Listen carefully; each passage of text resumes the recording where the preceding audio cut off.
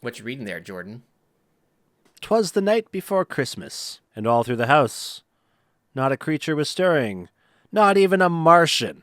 Today we're talking about Christmas on Mars, the Flaming Lips movie. That's right, it's a movie made by the Flaming Lips. It came out Made in on 2008, Mars. Shot on location on shot on Mars. location on Mars.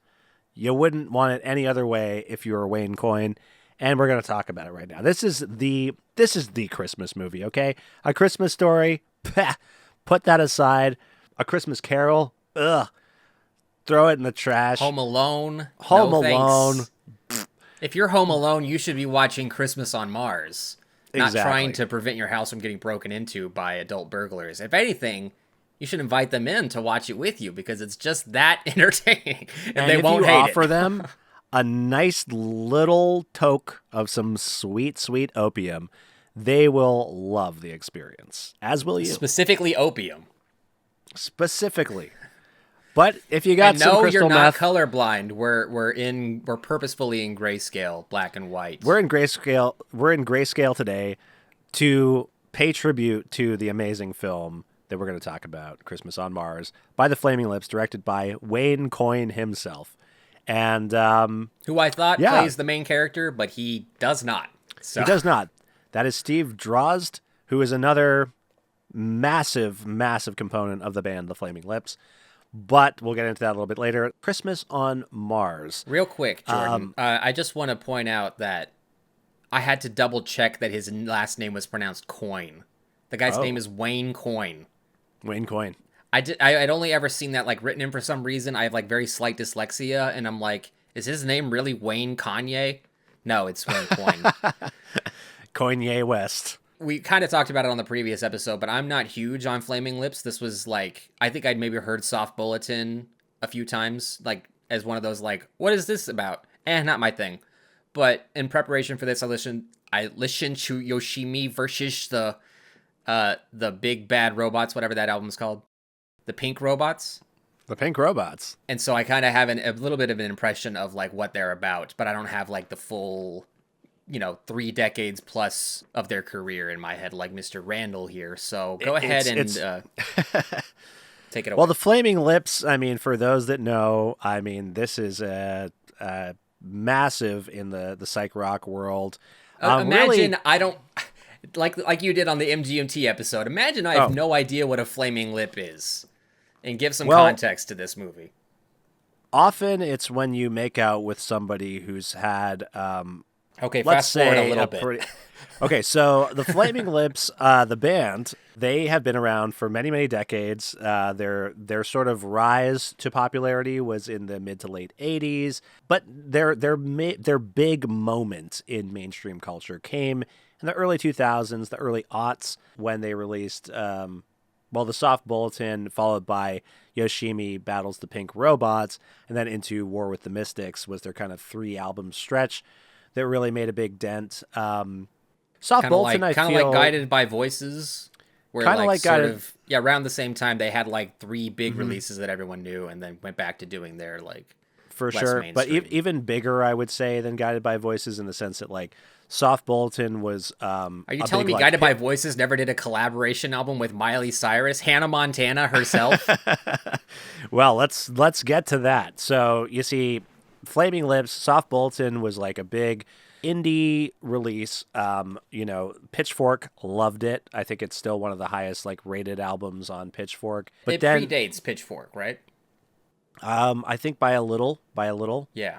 But Well, I don't know. You'd know better than I was. You were graduating college when Pitchfork was founded. I was getting my 'Cause pension. You're just always 53 in my head. I was getting my pension around that time. But I got my AARP card.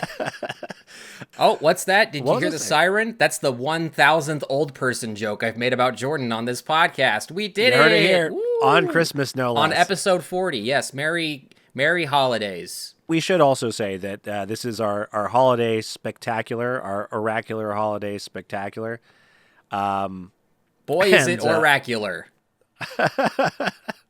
It certainly is. The weather outside is oracular right now. In Canada. And, in Texas, in it's just Canada. cold, but all the grass is dead. That's pretty much the only difference. But either way, it's a time to do the things that you feel are appropriate for this time of the year. Don't let anyone tell you how to live your life. But That's right. let us tell Drink that you, eggnog and go for a joyride. No one can stop you. no one can stop you. I say, have yourself a couple of drinks and watch Christmas on Mars. Flaming Lips, More than a big couple. band, big band. They got big from songs like "Do You Realize" and "Fight Test." And Now, are they one of these bands where these songs you're naming, if I don't know them by name, like is it something where like it's been around enough in the culture where like if you start playing it, I'll be like, oh, it's this song. yes, Or are they kind of below that? Okay. yeah, song. You will know that song the second that you hear that song because it's been in all the trailers from every movie that was released in 2004, 2005, whenever it came Hey, what out. about the movie Sex Drive? Is it in that one? No, Okay. Well, because they chose more mainstream bands like MGMT. never heard of them. Anyway, continue. I keep cutting you off as I do on this podcast. It would not be the podcast if it were not that way. Nope. The Flaming Lips, for me at least, hugely influential band. I think that everything that they've come up with has been really the key to unlocking psychedelic music for me. I heard of the Flaming Lips well before I listened to Animal Collective. I think it really prepped me in a way. Like, I think that there's certain people that I play Animal Collective music for, even if I try and get in, like, Merriweather Post Pavilion or even Sung Tongs or something that's a little more, widely accessible. I feel like there's always kind of, for some people, a barrier. And I'm like, if you fucking listen to the Flaming Lips first, this would be a walk in the park for you. So I think a real good gateway drug to psychedelic music is the Flaming Lips and particularly that 3-album stretch. Although I don't think that necessarily those 3 albums represent the capabilities of this band. Very similar to Animal Collective in that sense. Or if Right. you maybe look at like Sung Tongs through Merriweather. exactly, it's like there's some great stuff in there, but it's like once you've been able to wrap your mind around that stuff, and then you go to their other stuff, that's where the real magic is unlocked. So I think it's really rad too. Flaming Lips, in terms of their career trajectory, is that they did have these commercially successful albums, but then kept true to what it is that they want to do musically and never really returned to that same sound that they had in that 3-album stretch, which I feel like they could easily do. And I think that's something that, that's a criticism that Animal Collective, I feel like, gets. It's like, you guys could just make those songs. You could do it. Like, yeah, but we don't want to. And that's better, Yeah. You know, I find it funny that you were like, they stuck to what they set out to do musically. And I'm just thinking like, yep, when Achy Breaky Heart came out, they said one day we're going to make a whole album with that guy's daughter. Exactly. Or But that being Unstoppable. said, you know what? Like, let's talk about it. So Flaming Lips did make an album with Miley Cyrus. Miley Cyrus and Her Dead Pets or something, I think is what it's called. And I got to say, it is, in my opinion, the best Miley Cyrus album that's out there. And honestly, there's like a number of tracks on it that are actually, I think, pretty good. Like, they're tracks that I wouldn't expect to be like Miley Cyrus tracks, but they're great. They're great. It's a good album. It's a good album. Check it out if you haven't checked it out. Miley Cyrus and Her Dead Pets. Is that the right name of the album? Yes. But I just want to point out that like, I remember when that album was coming out and they were doing a tour for it. And my friend was really into Dan Deacon at the time. Yeah. And he wanted to go see him live. But he was only ever announced as the opener for that tour of Miley Cyrus doing her crazy psychedelic stuff. He's like, I don't want to pay all this money for Miley Cyrus tickets to go enjoy a Dan Deacon set. I'm like, that's yeah, it's a fair. rough one, but like, I can also see it from a business perspective. Like, we've got this huge thing that has never been, like, this era of psychedelic music has never seen the likes of. We got to exploit it. And that involves mixing two very wildly different crowds. Kind of like Panda Bear and Toro y Moi, where they thought there'd be a giant overlap and there really wasn't.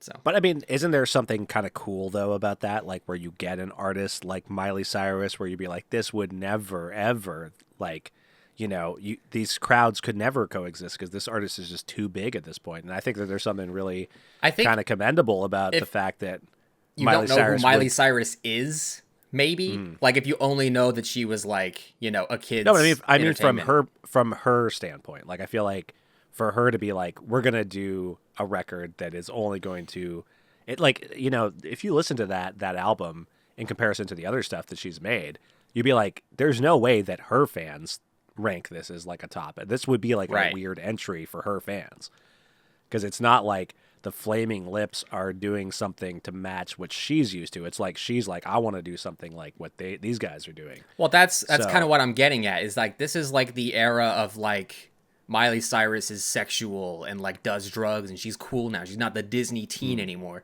So we were already kind of tired of her shenanigans. Like the Wrecking Ball video already existed and like all the shit and the think pieces that came along with that. And it was just like by this point it was just like, okay, that's just Miley Cyrus being weird, like whatever. Like it's like not like I was into the Flaming Lips, so I didn't like feel like she was ruining my favorite band because I didn't know who they were. But I only we don't need to linger on it. I just like bringing it up because it's funny. So Well, I honestly, I think that it's a good album. Like, I mean, I think that it's easy to see how kind of weird that is, but like, it's one of those like strange things that happens where I'm just like, okay, like nobody would have seen this happening. No, this is like on nobody's bingo it's card. weird that but, it exists, but Yeah. you're glad that it does because it. But ended I'm up glad being that it good. does. Yeah, it like kind of makes me respect Miley Cyrus more than I would have otherwise because I'm like, oh, you obviously saw something in this band and you wanted to make music with them, and whether or not it's like her phase or whatever, It could have been a it's like- disaster. It could have been a disaster, or It could have just ended been both like, of their careers. Well, probably not, but some sort of moment where she was just like, oh, this will be cool in this moment. It's like, no, it's actually a really solid album, and I think their collaborations are great. it's like when Jay-Z and Linkin Park hooked up and made that EP. What was that But called? do people not like that one? That's a good one. That is a good one. But So continuing in the sort of thread of doing something unconventional when people would expect something more mainstream.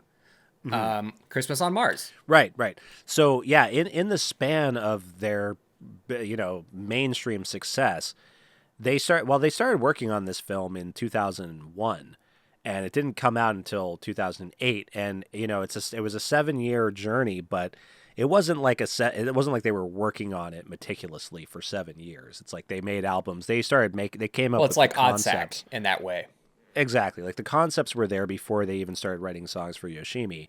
So it was like, they would get some moments here and there within their yearly cycles of making music and stuff. They get a couple months here and there, and then they would like chip away at this movie.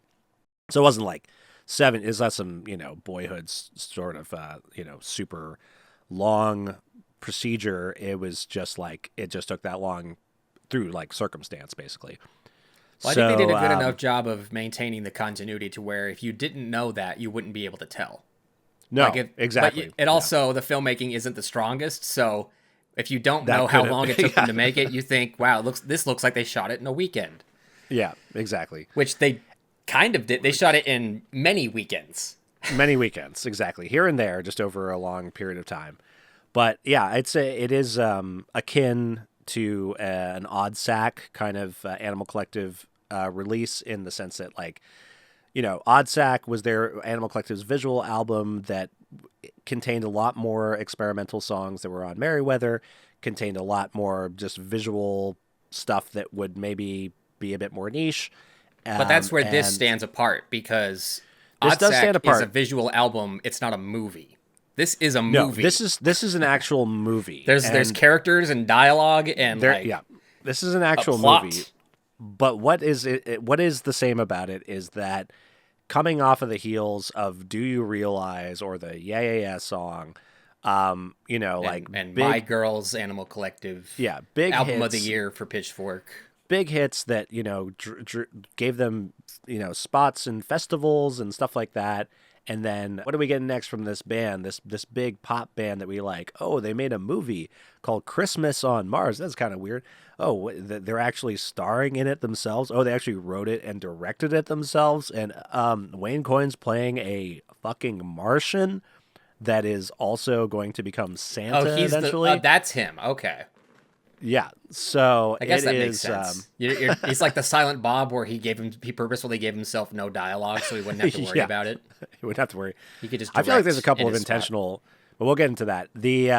But yeah, it's one of those like choices that's it's very much a pivot, and would have, I'm sure, thrown a lot of the more conventional fans for a bit of a head spin, because like it's a fucking weird movie, and it is obviously influenced by a lot of weird abstract and surrealist shit.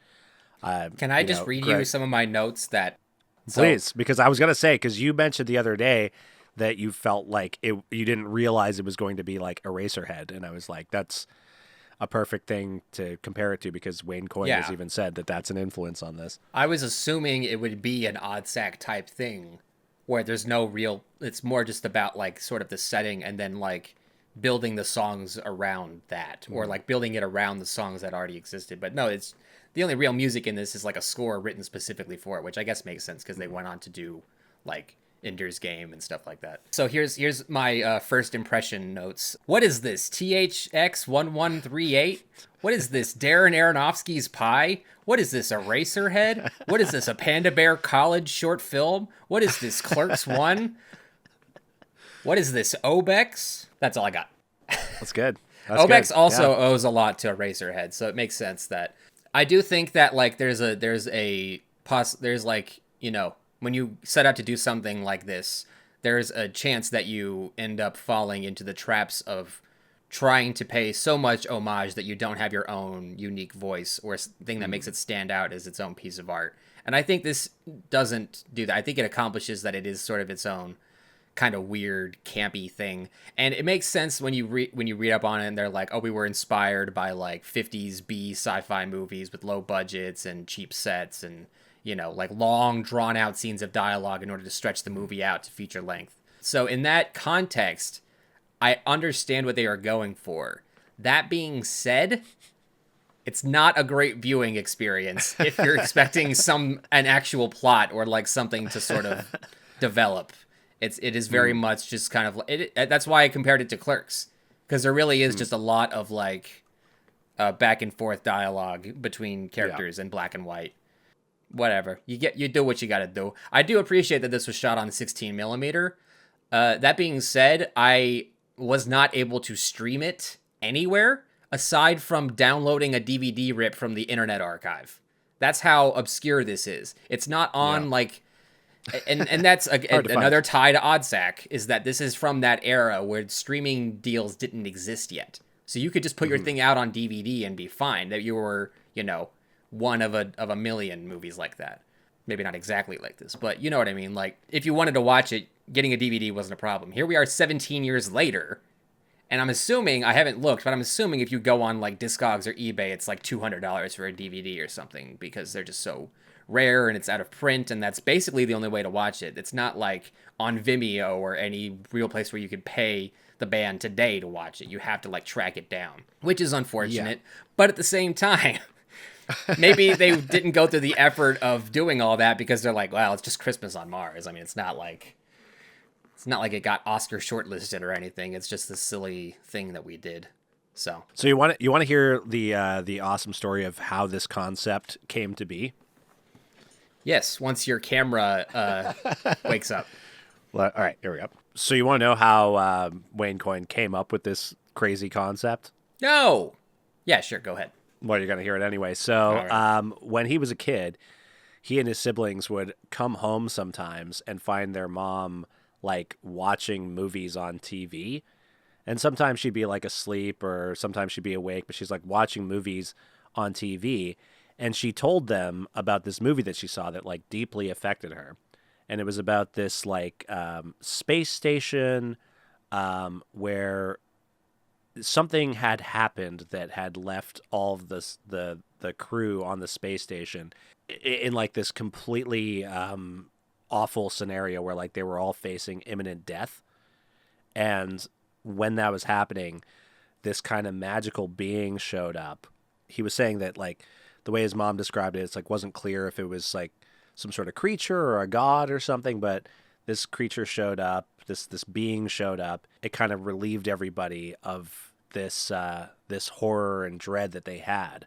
And apparently, like their mom was just really affected by this, and so Wayne Coyne and his siblings were like, "Oh, well,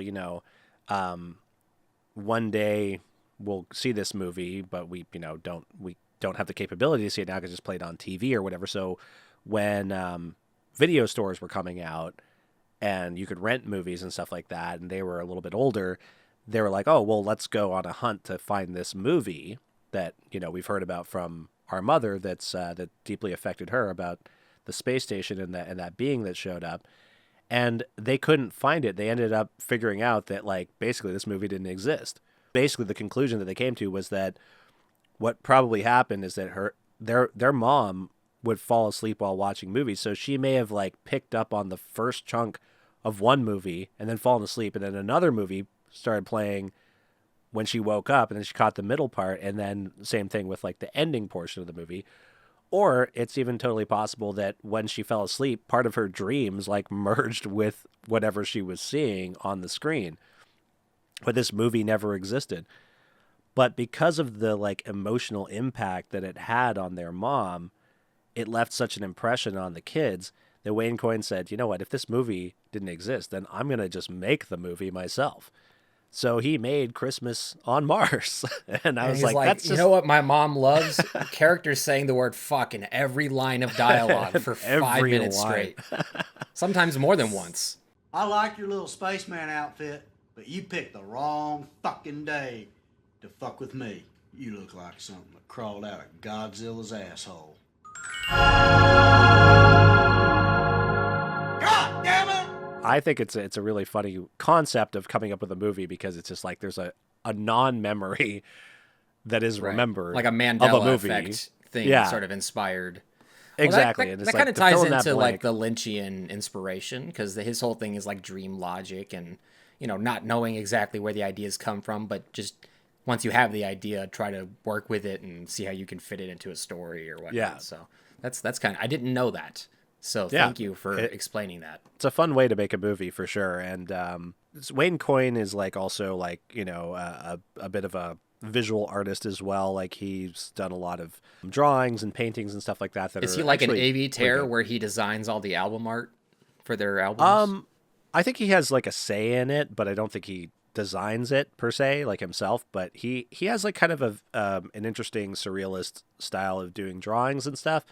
So he was doing a lot of these drawings like while they were just touring as the Flaming Lips, like in the late 90s into the early 2000s, and he would just draw stuff. Like they'd be staying at hotels and he would draw stuff on like the hotel notepads that come like on the side tables, and he would just draw like a demented Santa Claus like running through a space station and running outside and just dying because he ran outside, and it was just like, and slowly but surely these became the storyboards for this movie. Where it's just like, oh, I have all these drawings of like certain sequences, like let's just put them all together and make it part of the movie. So it's kind of an interesting way of coming up with a movie. And I will, I think anyone that watches this movie is going to know that it's a little rough around the edges because like it is a first-time filmmaker's, venture into this thing. Weekend project. Yeah. Yeah, and it's like, from what I can tell by the interviews that Wayne Coyne's done, is like he's pretty aware as well of the limitations and some of the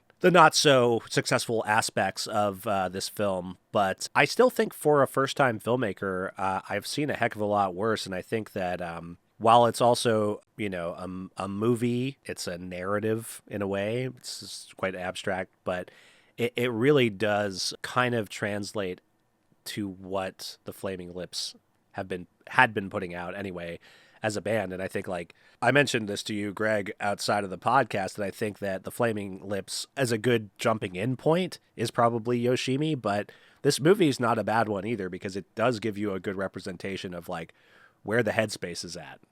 Because like I think all of their albums have this like interpretive aspect to it. And I've heard Wayne Coyne say this before, and I think it's so funny because a lot of people are always like, what? You watch something, you're like, what the fuck? It's so weird, and what does it mean? And I need someone to tell me what this means, otherwise it sucks. And it's just like, no one should ever tell you what art means, because the power of art is what you think it means. If you are coming to some conclusion in your head, you are being stimulated by art. And that is the most powerful aspect of the art. If someone just says, "Oh, it means all this stuff," then you're just being force fed this thing. That's just being You told hear that, information. Charles Manson? Your You hear interpretation of Helter Skelter was correct. The race war is still on, buddy. Well, Don't let anybody tell you differently. That's exactly what they had in mind when they wrote that song. No, I get your point. But it is like one of those things where it's like the billions of different interpretations that could come from watching this movie or listening to the Flaming Lips or experiencing any art is something that is really important with good art, because it awakens something in you. If you can make a parallel, if you hear a song and you're like, man, that sounds like that's totally that guy's singing about my life because all this stuff adds up. That's you connecting the dots. That's you actually kind of collaborating in the art by making these connections. So, right. And I don't think there's any musician out there that doesn't want that to happen with their music. Exactly. You know. So I think Christmas on Mars is a really good example of that, as well as a lot of the Flaming Lips music. It's like, Greg, you listened to Yoshimi before watching this, and I think what you said. So the way I described it, I was message. like, my impression is that the production is great. I think he's got a great singing voice. It's a little like the movie Rough Around the Edges. Autotune didn't exist yet. I get it. But as much as I'm enjoying the sonic qualities of the album, the lyrics go from like good to just terribly corny, either sometimes within the span of like the same 10 seconds of a song. Like, if you actually focus on the lyrics, you're like, did an 8-year-old write this? But like, maybe that was part of the ideas behind, like, Yoshimi versus the pink robots is kind of like something a child would draw. There is a childlike thing to that for sure. Yeah. But I mean, I think that exists like throughout the whole Flaming Lips catalog, is that it can jump from seemingly deep and complex to something very basic or corny. And I think that is also very similar to this movie, because it's like this. Well, movie I wonder if that's also moments. a '90s thing, because like that's like Ween in a nutshell right there. Like Quebec, that goes from like one of the most sad fucking I'm divorced and depressed songs ever to like, hey there, fancy pants, play the songs that make us dance. So like, yeah, I get it exactly. But I mean, it's perfectly. Kind of reflected in this movie, where it's like you got those moments where you're like, ooh, this is like profound what's happening right now, and then like 2 seconds later you're like, this fucking sucks. So it's like, well, yeah, it's always been a juggling act, I think, with the Flaming Lips to kind of keep that, but I think that's what makes them you know. It's like there's some degree of like if you're a fan and you watch this movie and you walk away from it thinking anything other than like, well, it makes sense that that's the kind of movie that these guys would make, then they failed. But I feel that means, I think what you're saying, they succeeded in that aspect. I think they did. It's an extension of their art. Yeah. Going kind of back to what you said about like Wayne Coyne acknowledging the rough around the edges quality of the movie, I think he has enough of a vision for this specific movie that you can kind of just forget all of that, because you're kind of not really focused on it. I mean, in the moments where the movie grinds to a halt so characters can just talk back and forth aimlessly, sometimes you do. But like, I feel like I can appreciate all the effort that was put into it. And yeah, you can kind of excuse the rough around the edges stuff as, and maybe just write it off as like, well, that's them paying homage to the genre that they're trying to emulate, this, Jesus, nearly 70-year-old type of movie. Yeah. So I get it. But like, I like the set design is all like it feels like inspired by like Alien, the original, and like that sort of cassette futurism aesthetic is never lost. Like, I love that, like, they just went ahead and like, there are a few moments where they have like these futuristic science fiction devices. You're like, I'm pretty sure you can just buy that at like the clearance aisle at Walmart. Like, I know exactly what toy that is, but like, combined with everything else, like the sound design and the lighting and the fact that like some of those shots are the only parts of the movie with actual color on the screen, I think it works for what it's trying to accomplish in that. But I think it's also self-aware enough that it knows that the parts where it indulges in itself and the guy is just like the captain of this like operation on Mars is just like this like southern redneck, like this weird like white trash guy who's just constantly swearing and getting mad when you walk in the room when he's shirtless. Like, God damn it! You just can't walk in here when I got my shirt off. God damn it! Yeah. he says every slur you can imagine except maybe the C word. But the F slur and the N word definitely are in this movie, and the R word. So if you're looking to revisit what 2002 to 2007 was like in culture, this is the movie for you. Anything goes. Yeah, so I kind of going back to what I said earlier, I did think that Wayne Coyne was, what's his name? Major Curtis. But no, that's another band member. So Yeah, Steven I had a thought when I was watching this movie, because Steven's acting is very dry and, not professional, yet we're lingering on him for like 80% of the screen time of the movie. I just kept thinking, like, I'm sure that if you're like a huge Flaming Lips fan and you know their like personalities from interviews and whatnot, this is like very charming, It's like when you see Deacon in a vampire costume. You're like, oh, that's fun. That's cute. Or Panda's got his white wig on again, which may or may not be Edgar. I guess we're still going to get to the bottom of that. But, like, that makes sense. But if you're coming in from the outside and you're like, and you don't know the band members and you don't know that he's, like, all the stuff he's accomplished musically, you're like, this guy sucks. Why is he the actor for this? But, like, I get it. It's literally a home movie. Like, they shot it in Wayne Coyne's house in Oklahoma City. Which makes me wonder, did they just keep those sets up for 6 years? Or, like, how did that work? I think they probably, like, repurposed, like, some of I feel like they did, like, one scene and then just, like, scratch. That's, like, why you don't see a lot of, like, returns to scenes in the movie as well. Like, well, there is that even one, like area, the hallway outside the, like, birthing chamber. Right, yeah. I guess that's the plot of the movie.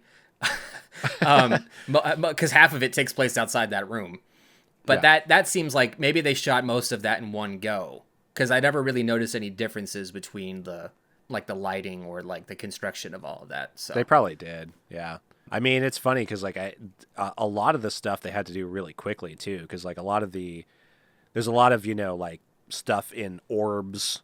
So it's a big Flaming Lips thing, like the baby and the waves, like the sound waves, kind of like emanating, and even like the woman that cares for the baby like walks between these like two orbs into like a clear one. See, that made me think of the Postal Service, Such Great Heights music video, the one that Apple ripped off for that commercial. You know what I'm talking about? Have you seen that? I do actually. Yeah. You're right, but those orbs, like they literally had to fill with like air for the movie, so they only had like a quick moment to get the shots before the thing started like deflating. Yeah. Well, I actually appreciated that there was like a blend of homemade sets and also like on location like areas that they use, like the big concrete background when they're like the guys in the hazmat suits are walking by and they drop that big eye thing, whatever it is they're carrying. And like there's a few times where he's like going back and forth between the different places on the base, and it's clearly like some sort of like industrial park that they just like went and shot in really quickly, but like it looks good. Kind of similar to Eraserhead. They're able to blend it together really well, and it makes you feel like there was much. You know what it also reminded me of is Mad God, the Phil Tippett stop motion movie. The stop motion. Which I guess half of that was already released by the time this was in production, because that movie took 35 years to get finished. But it felt like there was enough going on in the world building to where you could explore and go even deeper into like the under depths of like what's going on under the surface in this Mars base. Like, and yeah, like you said, it's very nihilistic. Like everyone is constantly feeling like disaster is imminent, and it pretty much nearly is for the entire movie, because the main like oxygen machine, for lack of a better word, gets like destroyed or compromised or whatever, and then Jesus Martian Santa saves the day. So it's like, they do have a reason to be nearly on the verge of insanity. And there's also that guy who's like completely like just disillusioned with his existence, that Fred Armisen, who is a guest actor in this movie, has a whole monologue about. That's kind of an interesting scene, but again, it's like it's one of those where it's like they had ideas, but in terms of actually tying it together in a narrative, it's like maybe if you take all that stuff out, then it's not 83 minutes, and you need to make it movie length if you want to stretch it as a movie. So I get it. It's a real motherfucker. Humans aren't meant to live in space, brother. I'm glad you brought that up because I wrote down a note about that very scene, and we're gonna have to cut to the clip because it's so fucking funny. I will say that I did laugh genuinely a few times throughout the movie. So there were some comedy moments that like maybe were just throwaways, but I thought were really funny. Oh, there's definitely a lot of comedy in this movie. This was one that it may not be intentional. It may be intentional, but either way, it's so funny. And that is Fred Armisen's first scene in the film and his reveal. Because Fred Armisen has a very distinct voice. Like, when he starts talking, you're like, I know this is Fred Armisen. So you're looking at that guy. I would disagree. He's known for doing voice impressions, so sometimes you're not sure what his default speaking voice is. Unless you've seen all 8 seasons of Portlandia, which I haven't. I don't know. I feel he has a very distinct voice. So in the scene, you see like the guy who's gone crazy, who's just like staring right in front of the camera. Right. And then Steve Draws' character walks in, and it's all dark except for being lit up on that crazy guy's face. And then you hear Fred Armisen's voice. Hey man, you alright? He's having what they call a third stage of psychotic episode. And he walks into like this one light that is just shining. And it feels like the most funny reveal because it's like, I remember the first time I watched that, I had no idea Fred Armisen was in it. I didn't either. I had a similar reaction where I was just like, "Oh shit!" Well, that I heard makes the voice. He's I'm a like, big "Is that music Fred guy, Armisen?" so And then it was just like, it's the same way he weaseled his way light. into a Danzig movie. He was probably a huge fan. And probably, yeah. They came to him with it. I don't know. Probably. He wasn't like Who super knows? famous when this movie came out. Like he was only just starting on SNL like the year before this movie came out. Yeah. But I mean, I was probably still like a big music nerd, so I Right. probably knew them. I know. through I'm sure something he or had other, bands going way back, so Yeah. it might have been. But roll however the they clip. met Miley Cyrus. Roll the clip. It's so funny him just walking out into the light. We've already rolled the clip. That's how editing perfect. works, Jordan. You don't even have to cue it. Okay, so I actually had a weird sort of experience at first because I assumed this movie was in 4:3 because that's the file that I downloaded. And then I realized very quickly that everything was being smushed. And so I had to open it in VLC and change the aspect ratio. Yeah, it's widescreen. So I knew something was off when they cut to the exterior of Mars. I'm like, why is it in a, like, it's an oval. It's not a circle. Why is, I don't think Mars is an oval. But that was one where I think if I had waited long enough to the Fred Armisen scene and he popped up, I would have been like, oh, this is the wrong aspect ratio. He's way skinnier than he's supposed to be. So what do you think the story's about, Greg? Well, can I read you the Wikipedia plot synopsis? Because it was clearly written by someone who was like, had contempt for the movie's structure. Oh my god. Or they were, okay. it sounds like someone describing the movie to you outside of a bar at 2 a.m. The film tells the story of the experiences of Major Sirtis during the first Christmas on a newly colonized Mars. The main character, Major Sirtis, played by Stephen Drozd, is trying to organize a Christmas pageant to celebrate the birth of the first colonist baby. Seems pretty encyclopedic so far, right? And then it goes to, the hype they've added to this Mars mission is that this beautiful woman is giving birth to a baby from an artificial impregnation from the bubble she wears on her stomach. It's all scientifically timed, so she gives birth to this baby the second it hits midnight on Christmas. It is symbolically the beginning of a new civilization. But instead of being born from religious ideas, it's from a scientific idea. End paragraph. A Martian that lands, but the Martian isn't really perceived as a Martian. That's a complete sentence.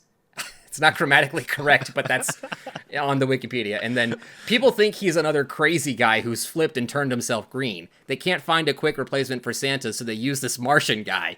The Martian guy becomes the Martian and Santa Claus simultaneously. And that's the end of the plot synopsis. What? It has nothing to do hell? with like the electrical failures or like any of the background stuff, or even they don't even bring up the crazy captain who's like just yelling at everyone the whole movie. Like I thought that you had told me about that before you told me to watch this movie, because I was just like, is Jordan aware that this movie was like the official synopsis on Wikipedia is written like a student writing a high school essay like the morning that it's due? The morning of, yeah. And So, then this thing, it's just like, yeah, that's insane. That's insane. Well, shit, I didn't even know that. I know but, that's very encyclopedic. So they use this. They use this fucking Martian guy. The Martian guy becomes the Martian and Santa Claus at the same time. I don't fucking know. He's Santa Claus. He's wearing Whatever. Santa Claus's outfit. He leaves. He eats his own spaceship. So I think But, ideally this is Elon Musk's vision for the future, right? When he wants to colonize Mars, this is what he had in mind. Is it? Yeah, sure. What the fuck else are you gonna do on Mars? Look, rocks. Oh, great. Produce babies in a weird containment Hyperbaric area. chamber, yeah. So it's a very loose plot. There are like some plot threads that permeate throughout it, but you're never. I don't think that the movie ever really rises to the level of like getting you invested. Like, what's gonna happen? You're like, it's gonna. This is just a silly little movie this band made. I mean, I think that's true. Like, it's. I think there are some stakes. Maybe like it wasn't as realized as maybe they'd hoped, but I also think that it, knowing the band and stuff like that, I think that they wanted to leave it to be as surreal and abstract, and I think that's kind of the meat and potatoes of the movie is making it very trippy. I think at the same time, like to me, it feels like it is a retelling of the birth of Jesus, and. He's I think Jesus, there's a lot of Martian Santa Claus. That's what, like I said earlier. Well, he's not Jesus. The baby is Jesus. He's God. So I think that like, especially like knowing Is this the like an context Anakin of- Skywalker kind of scenario? No, not really. I think like knowing that the context of him wanting Wayne Coyne wanting to make this movie because it was his like kind of his mom's fudged memory of this movie that she thought she a memory saw. of a memory inside A of memory a of dream a inside of a memory dream. inside of a dream is that there is this like godlike figure that may or may not be a magical creature, and it's like, okay, so this Martian is like, and I think that there's a lot of stuff that you can kind of take as being godlike from the character as well, like not even knowing that backstory, where it's like, he's coming from somewhere else, right? And he has the ability. Oh yeah, to, he is able to transport to. What even is it? Those little orbs that they're like putting in their mouth. Is that how it's they a space. Yeah, it's like a spaceship. It's like Yeah, that's how they he travel, uses his- and then you can yeah. also send messages back and forth Yeah. with them. And it's like So- it's like the cauldron from Harry Potter where he dips his face in and he can see the past or something like that. Right. But I think like, with the Martian, he shows that he can exist in areas where the humans can't, right? Like he can live on the surface of Mars without, the breathing apparatus and stuff like that. Like the guy who's dressed as Santa, actually played by Wayne Coyne's brother, Ken Coyne. Oh god. He runs out and dies. Commits suicide yeah. because he's driven insane basically by He's driven the insane. isolation of space. To me, I think it's, this Martian shows up as a Martian, but it's like he's a god, and he's a representation of God, checking in on a world where where human life is about to become a thing. And so I think that's where the baby comes into place. And I think that they say something too about like the woman who's kind of caring for the baby as being like the most powerful woman in the universe, and I feel like that's like a nod. Yeah, she to, seems like a kind of Bene Gesserit kind of character. Yeah. So I think that's what I've always felt like. Well, when I was think this watching. I was movie like, oh, also this is gives a weird first impression with regards to her and the Martian. The first thing you see is the Martian in color, so you know that he's green, because otherwise you would have no idea that he has green makeup on because they shot it in black and white, which almost makes me wonder if they only did it for that shot in color and then they just assume, they're like, you just assume that he's green the whole time, even though they probably didn't. I think putting they the did makeup paint on. him green the whole time, because I've seen like production stills. That's and even stuff. funnier then, because I know when you shoot in black and white, you have to make things like weird colors in order to look a certain way. Like if you see the behind the scenes pictures of the lighthouse, Robert Pattinson is dressed like Mario. Like his clothes are mostly red because of the gray hue that it shows up as on camera. Yeah. So, and then it goes from that and the orb thing, which I was like, oh, that's cool. So this is where I was still in the headspace of it being like none of this is going to tie together, odd sack kind of visual experience. Then they cut to her in the chamber with the baby, and she's got the thing in her stomach and all that. And I'm like, okay, this is kind of this is where I got the Mad God comparisons. I'm like, there's not really like a solid narrative. It's kind of it's gonna kind of go from concept to concept, and then their score is gonna carry it, and maybe we'll get some songs and whatnot. And then it cuts to the first dialogue scene, and it's just like this flat angle of the workshop they're in, and these guys are just like swearing, and the guy comes in and he's like referencing. I thought it was an explicit Star Wars reference when he's like, I got a bad feeling about this. Don't you ever get a bad feeling about anything? I've got such a bad feeling that it should make you have a bad feeling. Don't you ever have a bad feeling about any of this? "What about you? You ever get a bad feeling about things?" Like, is this a direct Star Wars reference? Like, we're just doing it out of the gate, but I don't know. I think it's more to just establish the sort of like atmosphere of the vibe that these humans are kind of existing within. And then there's the Stephen Draws, the main character. He's supposed to be the mayor. Is he the mayor or a major? Is he both? I don't know. He's both. I don't know what his character is really supposed to be, but he's having sort of like an existential crisis because he's having weird hallucinogenic dreams. So he goes to I guess it's like the base's therapist, played by that guy, Adam Goldberg. Adam Goldberg. Yep. Most famously known as Hebrew that Hammer. guy that you've seen in a movie before. The Hebrew Hammer himself. The what? The Hebrew Hammer. Have you not seen that movie? No. Because I've only ever seen mainstream movies where Adam Goldberg plays a very small role. And you're like, hey, it's watch that guy. Watch the Hebrew. If you're gonna watch any holiday movie, watch a double feature Hebrew, of the Hebrew Hammer and Christmas on Mars. That's what we should have done. I didn't know that. I guess I'll look that up afterwards. But it's just funny to see him pop up and stuff and be like, oh yeah, it's that guy. So he's like the therapist, and he's like, you think you got it bad? Like this last guy I had in here was driven insane because he had visions of like, no, it was the guy that kills himself, the Ed Santa character. He's like, he was having visions of like dreams of like marching band with vaginas and clitorises for like heads stomping on babies, basically. Yeah. The main character seems like he's trying to constantly get help from somewhere, but there's no real sense of urgency to it. He's just kind of going along with the flow of what, like when the Martian shows up, he's just completely silent and the captain is just like swearing at him and using all this colorful language in this black and white movie. Take a fucking shit on my dick. What the fuck is this? And then he's like, I need a new Santa.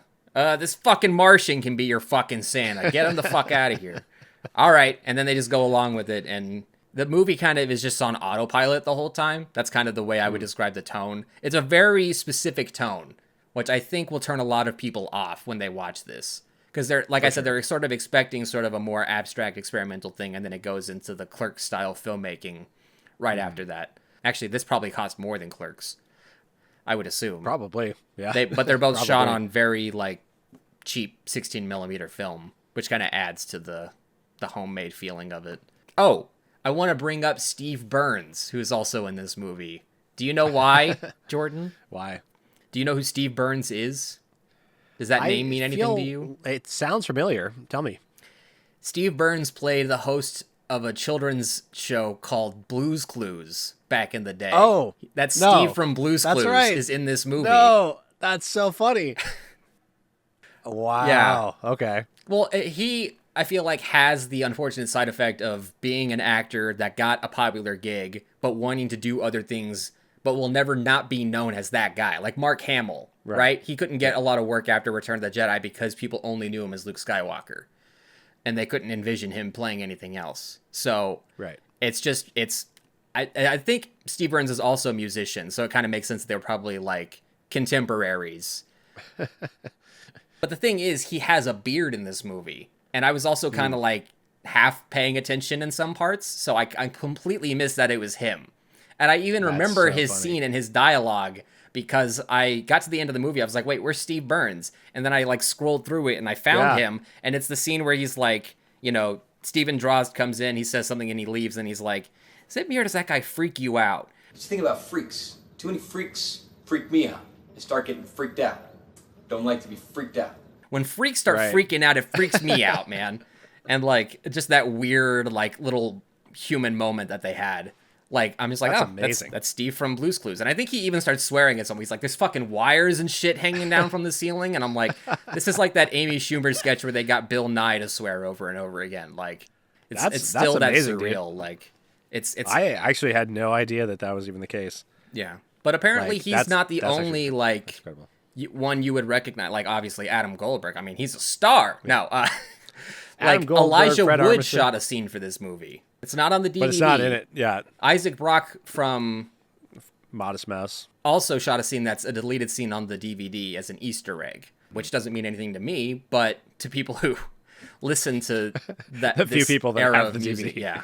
yeah, to the handful of people that still have this and isn't just sitting in a attic somewhere. A couple things I wanted to mention that so this is one thing that Wayne Coyne also said in an interview is that so with The Martian being able to like ingest and also take out his own spaceship from his mouth, that apparently was like a metaphor for that everybody has their own spaceship within them, meaning that you are always in control of your own adventure and journey. That's right, man. That's right. Here, hit this shit. I feel like that falls in line with like the whole like interpretive art aspect of the whole movie, and also a parallel to the Flaming Lips musical thing, where it's just like if you do believe that your spaceship is within you and you can kind of conjure it at any moment in time and then traverse whatever distance and go to wherever you want, like it's a very It's the true interesting meaning way- of Christmas. It's the true meaning of Christmas, and it's the true meaning of finding your place in art. You know, it's like you could just go wherever the fuck you want. Like you have that option whenever you want. You just need to conjure it up yourself, and then let that vessel that's always been within you take you to that place that you want to go and do whatever you want to do there. I don't remember who it was. There's some filmmaker that said that everyone, even if they're a filmmaker or if they're just a normal person, has at least one movie in them. And I think that applies to Wayne Coyne. Like this was the movie he had in him. And I can see why he hasn't done another one after that, because it's probably a giant pain in the ass. I say probably. Oh, It yeah. is. Making any movie is. is a pain in the ass, even if you shoot it in your own house.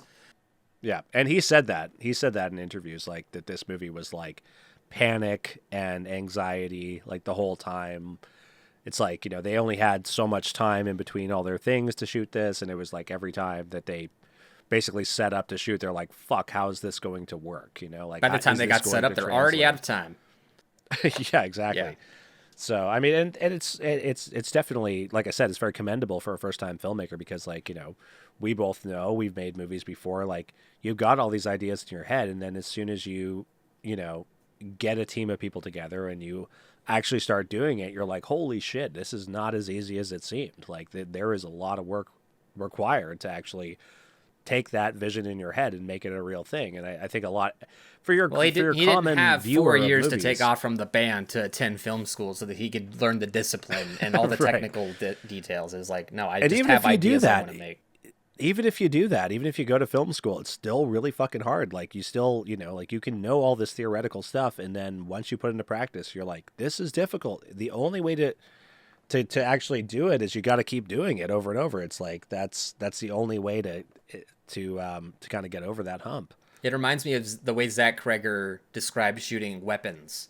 He's like, you know, when I worked on The Whitest Kids and I was directing all those sketches, I felt constantly like, fuck, we have no time. Like, how are we going to make our day? We have all these things to get to. And then when I got on the set of a $40 million, you know, Warner Brothers movie, I thought it would be like a walk in the park, but you still find yourself going, fuck, we don't have enough time. How are we going to make our day? We're going to lose these kids in an hour. Like, it no matter the size or scope of the project, you still have to have that little human moment of being like, wait, are we going to cross the 180-degree line from this angle? Like, even if you're shooting Spider-Man, like you're never not going to forget stuff like that. So, I mean, when it comes to the score for this, it's really well done, believe it or not, considering that that's what these guys are first, not filmmakers. So they were able to score their own movie in a way that didn't feel like it was calling attention to itself, except for the moments where it needs to. Like the sound design when the guy reaches into the colorful orb. Like that, I thought really worked well. Like that was a really cool effect. Like especially the fact that everything else in the movie is at like -3 decibels, and that's like +1, like it's peaking the whole time. But it works that it is just like it conveys the sort of like dangerousness of this thing that they're. I don't even know what it is. It's like a colorful arcade toy inside of a brain that they're exposing. Well, that is one of the more mysterious aspects of the movie as to exactly what the hell that's supposed to be or its purpose in the story or whatever. It might have just been a concept that they were like, it doesn't matter if it ties in anything, let's just do it. Well, I mean, like one of the influences that Wayne Coyne mentioned about, or his influence going into the film was Wizard of Oz. So I think that like that kind of contrast or juxtaposition between like the black and white and the color shots is so much more impactful when that happens. But yeah, it's funny because like this did play at a certain like circuit of theaters when it came out, and it had a warning before it played about the volume levels, and those moments where it goes in, and it's funny because I feel like it's always Michael Ivins, he's no longer in the Flaming Lips, but he was at the time. His character is always reaching into something. It's not even the same thing, but he reaches into various things, and they're always in color and super fucking saturated color, and the noise that comes from that is it's like a wall of sound, basically. Yeah, it's a wall of sound. It's like but it like attacks just the watching senses. watching it at home, it does that. But like they literally had to have sound warnings at the movie theaters that they would play this at, because like when this shit's gonna come on, like you gotta fucking cover your ears because it's going to be loud. Right. It became like a thing, which is really funny because there is on the DVD. There's some interviews with Wayne Coyne about the movie, and one of the questions that comes up is like, what about the loudness of the film? And he's like, yeah, it's super loud, we did this intentionally, and we do have the warnings and stuff. It's like the bird in the third act of Citizen Kane is supposed to wake up the audience. Right. But this, whoa. Yeah. Oh, I'm watching now, I swear. Oh, it's in color exactly. now? Okay. Yeah, holy shit. It's funny because he mentions that, and he's like, my recommendation, if you're feeling like it's too loud or something, he's like, I would just recommend that you put your hands over your ears. And I was like, it's so fucking funny. Like, what a piece of advice. Because when I saw them, I've only seen them live one time, and it's been rarely do you hear a musician tell you to cover their ears so you can't hear something. Yeah. But what's so amazing is like the one time that I saw them live, and I gotta say, like, it is, even though I've only seen them one time, that live show ranks like top 10, maybe even top 5 of like live shows that I've ever seen in my life. They are so good live, and they have a lot of strobe lights and stuff like that. And it was so funny because in the live setting, he said a similar thing. He was like, now we're going to have a lot of strobe lights going off throughout this show, but if you're sensitive to strobe lights or something like that, he's like, we've got it all figured out how we can make it work for you guys. All you got to do is just cover your eyes with your hands. And I was just like, it's so fucking funny to hear him also say that, just cover your ears with your hands. Like this. Well, it reminds me, basic advice. That reminds me of that Tyler the Creator tweet where he's like, how the fuck is cyberbullying even real? Just close your eyes. Walk away from the computer. That's funny. I mean, it's like, it's a very obvious sort of statement to make, but it's funny because when Wayne Coyne says that, I feel like he says it with conviction, like he's figured it out, Right. That's It's really not a about the flippant guy. statement. It's him genuinely being like, hey, this might actually help. Yeah, but it sounds so silly, like out of context. Exactly. You're like when you watch, when you do get to the scene where you want to cover your ears, you're like, oh, that's why. But I was watching with AirPods, so I didn't have that luxury. Can I list you a couple of my favorite quotes from the movie? I think they're both. Please. No, one is from the captain when he's upset about something and he says, Take a fucking shit on my dick. That's right. That is a good one. It never gets old, that sentiment. And then an Adam Goldberg line is describing the guy's nightmares as the vaginal-headed marching band from hell. And I'm like, was that the original working title for this movie? If Christmas on Mars didn't work out, Probably. Okay, so here's some of the notes that I had. Well, okay, so one thing is that I feel like every non-actor actor is especially bad at acting. Yeah. And I think it's an intentional purpose to make sure that the band members don't seem Who that was bad the at guy acting. missing a tooth?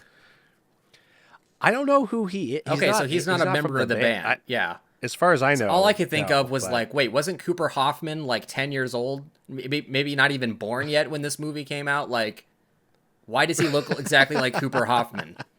That's hilarious. No, I'm not too sure who he is. There is another band member, but I mean, they've changed band members every now and again. So it's like it's kind of like what you were saying in our MGMT episode, where it's like I like certain bands. I don't necessarily know all the names of the band members, and the Flaming Lips have been around for like 4 decades or longer. Yeah, they're one of those and- bands you go on their Wikipedia and like the former members list is like 3 times longer than the current band members list. Exactly. So I'm like, I don't know who these people are. Wayne Coyne and Steve Drozd are really all you need to know.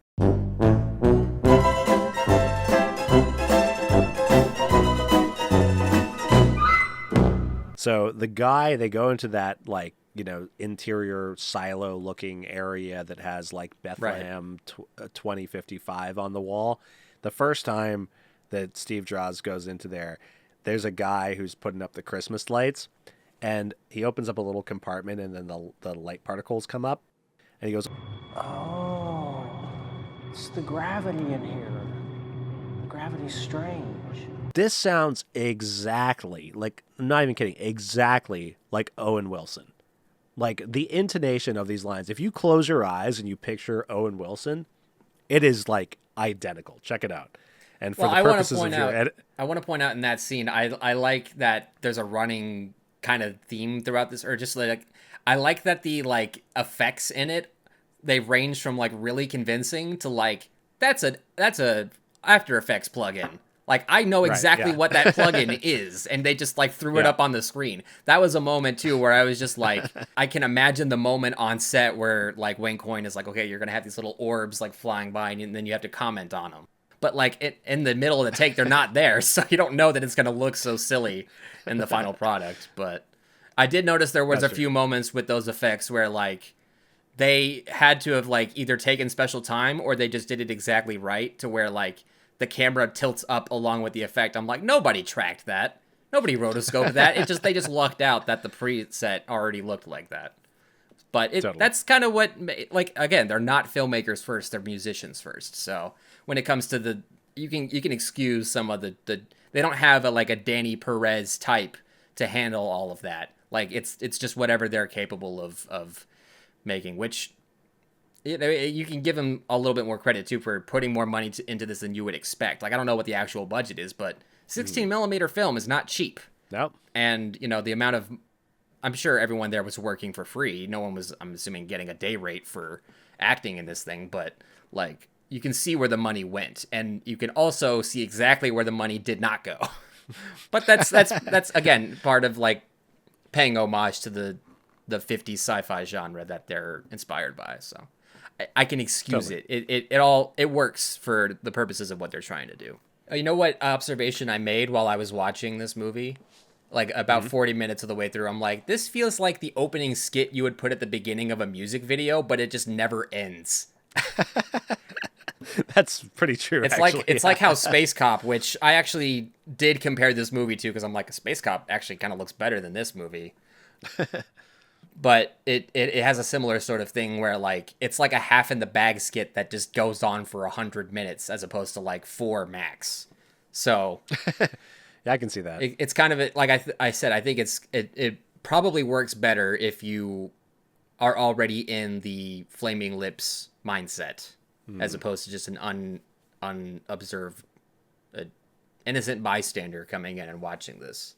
Uninformed. There you go. Actually, I'm looking at my notes here, and my last note that I have is vaginal imagery, which is just all over the movie. That's how they get out of the spaceship, right? It's like these like flaps that you have to crawl out of, essentially like everything is like process. a vertical slit that is like, and even as the film ends, like the whole planet has like a vaginal opening to it. It's not even an opening. It's just like that's like the bird's eye view of this base that they've Yeah. established. Kind of just looks Yeah, like exactly. a giant, Like it just looks like a slit. Yeah. yeah. But yeah, then we end with this like giant kind of like 2001 baby in the cosmos image, which I think I liked all that stuff. The more this movie tries to be visually busy and dynamic, the more I enjoyed it. But then when it's just these like flat, stale dialogue scenes, I'm just kind of like, checking my watch I don't have. Yeah, the dialogue scenes. I think like when I first saw it, I was like, wow, this is trying to get through. But I think now like I see the humor in it and stuff, and I see like kind of the amateur filmmaking side of it, and that to some degree, it's just a weird keeps me blending of engaged. styles. I think that you don't really see that makes it not like anything you've seen before. Like no one really had the thought to blend Clerks and Eraserhead before Wayne Coyne. yeah. So that's kind of like it goes from like the sort of esoteric like abstractness to like this is something written by someone just trying to write a script. Like Yeah. But that makes it its own thing as opposed to like just an homage to Forbidden Planet or just an homage to Eraserhead or Clerks or I keep saying Clerks. It's only because that was a low budget movie shot in 16 millimeter in black and white. But I don't. If you ask Wayne Coyne, he would probably be like, I think "Fuck you're right. that movie." I don't know. Well, he probably wouldn't say that was a direct influence, but like I see the similarities. Like it is like. Well, if you want to be a real filmmaker, you need to use Clerks as a reference because you know who else did? Christopher Nolan, and look where he is now. I'm not even kidding. That's how they got the idea to raise the little bit of money they did to make The Following. And he's making his own Christmas on Mars right now with the Odyssey. So. Oh, I see what you mean. Like. Making something in his own style in a weird aesthetic that not a lot of people. I thought you literally meant like I'm like how does that even correlate? The Kevin Smith is how they correlate. Don't think about it. Well, I mean, yeah, that's all I got for Christmas on Mars. I like it. I think it's a fun movie. It is definitely like I think more geared towards like your Flaming Lips fan, but I think if you're into like abstract surrealist art in general, I think there's something that you can take from this. There's something to be appreciated about this movie. And this would be a great short film if you cut out every single line of dialogue. I actually said to myself while I was watching this, I'm like, this makes me appreciate the near zero dialogue in Oddsack a lot more than I would have. Like. But I disagree. I think that this film is its own thing because of the dialogue, and I think it's like it is. I think it's a win for Wayne Coyne as a first-time filmmaker. Yeah, like I've seen so many first-time filmmakers do so much worse. And Glenn Danzig. Absolutely, and he's not even a first-time filmmaker at this point. He's done it several times. And it's still fucking bad. But that being said, the Glenn Danzig movies are phenomenal in their own right. Maybe more entertaining than this movie in in their ineptitude. But like this movie, I think is a lot of fun, and it's a great like get high and watch a very trippy movie with what I think is a great soundtrack. I think there's a lot of like very interesting visual aspects to it. The soundtrack is good, but I don't think it works without the context of the scenes playing on the screen. No, unlike Oddsack, where like that is their specific, artistic intent, but there are still a number of songs where if you just put them on your iPod and you're listening to them while you're driving, it still works, like as a song. Well, I mean, I think I said this to you online before we did this. Is that it's definitely more scorey songs than songy songs, right. And I think that it's not a Oddsack musical, has a blend. which I gotta be grateful for that they didn't take the Wizard of Oz influence even further. And have everyone stop and sing a pre-written song, pre-recorded. No, it's good, and I think it definitely subverted expectations because it's like you hear, boy, did it ever! Flaming Lips are gonna make a movie, And it's like, it's just this weird fucking like Ed Wood like homage, But like, I think it's great. I think it's a lot of fun, and it's like this kind of just weird moment in their career, and it's just like it's great. And that's the thing is there's not much attention drawn to this movie or anything like that. It's just like it's just there, and I think that's what's so great about the Flaming Lips is like they put out so much fucking stuff, And that's the thing is like they'll just make, they'll make an album with Miley Cyrus, but then they'll make an album with like 20 of their friends and like they're just doing Beatles covers or something and it doesn't matter. They'll still press that on Wait, vinyl. really? They'll still yeah. I gotta check that out. There are other bands that have done like full live covers of like Sgt. Pepper's. Yeah.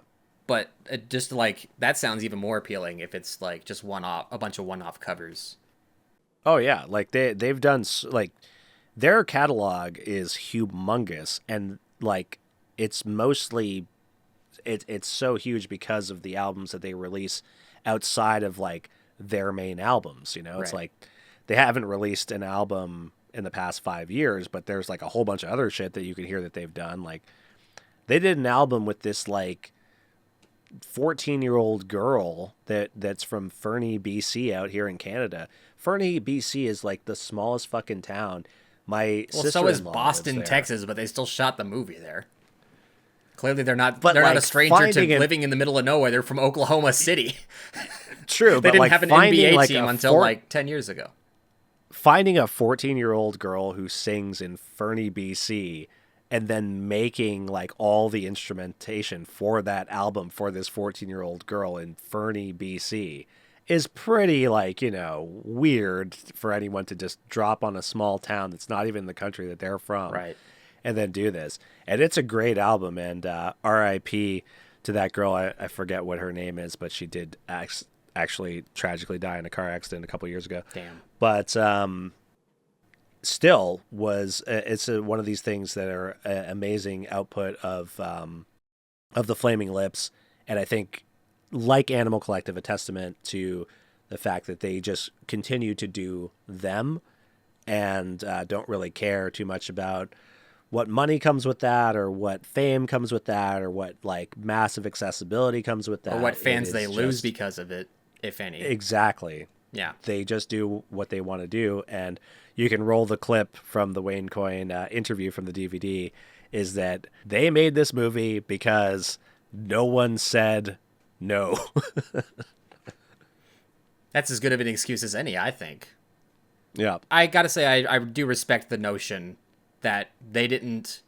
There wasn't a moment where they said, "Oh no, we're too popular. We don't want to alienate anyone. Maybe let's not release this movie." No, they were just like, "Fuck it. This is we spent all this time and money making it. We're gonna put it out, and if they don't like it, then they can fuck off." But maybe not Yeah. that cynically, but you know what I mean. Like the sort of like Yeah. I'm making art, and that's it. That's where it ends. I respect the hell out of that. And that being said, I don't think I'll ever watch this again. No matter even if it's Christmas Day and I'm physically on Mars myself, I probably will just be like, oh yeah, that thing, and just move on with my life, kind of like they did, I Well, guess. fair enough. Fair enough. Fair enough, dude. But you might be surprised. I feel like I almost said that the first time I watched it. But then, the more you get into the Flaming Lips, you're like, you know what? Maybe let me revisit Christmas on Mars again. And then you do it, and you're like, That's you know what? where you're making This an isn't so assumption bad. that I'm going to get more into the Flaming Lips. I mean, if Yoshimi Well, is like the bright shining example of what they're capable of as a band, then Well, it's not. do they have an instrumental it's, album? it's their most. It's like it's their MPP in the sense that like I feel like it had the biggest moment in the pop spotlight, but I don't think it necessarily define them as a encapsulates what band. they're capable of. Yeah. Like you got to go to Transmissions from the Satellite Heart, or like even go further like Oxymelodly, like all that shit is like so Zurika? more different. Zurika? How is it pronounced? I don't know. I don't have 4 turntables. I can't listen to it properly.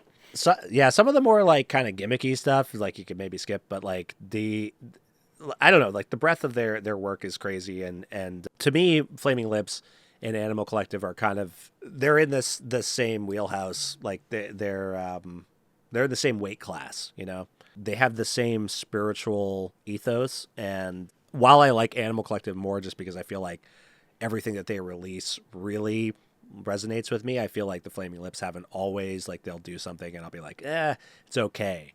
But for the most part, I do feel like they're kind of like neck and neck for me as like some of my favorite bands that just can make art on the beaten track, but then off of it as well, and do an amazing job at staying true to themselves as musicians and artists. And filmmakers. Christmas on Mars, no different. I think it is a piece of art. It's open for interpretation, and I think people should check it out.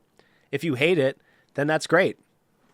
If you love it, that's even better. So are you saying that because Michael Townsend and his friends got together and built a secret apartment in the Providence Place Mall, that because they consider it art and they didn't do it with the expectation of what anyone else would think or what they should be expected to do as artists, that it's still art? You son of a bitch, Greg. You son of a bitch. How dare you? How dare you bring it to this? This is my payback for you calling me out on the Animal Collective comparisons to the Star Wars restorations.